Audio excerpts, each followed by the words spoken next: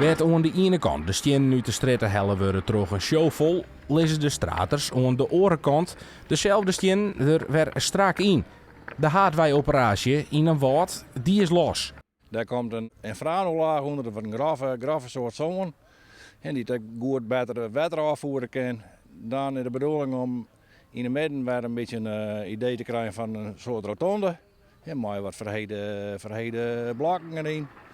En dan alle straatwerk weer gereedmaatje. En dan mijn week 4 moet er weer worden.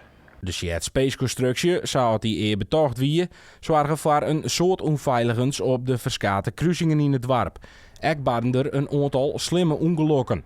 Daarom worden er nu dagswer rotondes geplaatst op de kruishoeken en bij het winkelcentrum. We zijn nu op een haardwij bezig. Dan pakken we eerst de fjouwersprongen zeg maar, die op de rotonde aankomen. En aansluitend de Conradi Veenlandstraat, daar komt ook een rotonde in, die wordt echt helemaal aangepast. Als die klaar we dan gaan we naar de Baarthuiswaai en dat wordt weer een gelijkwaardige kruising.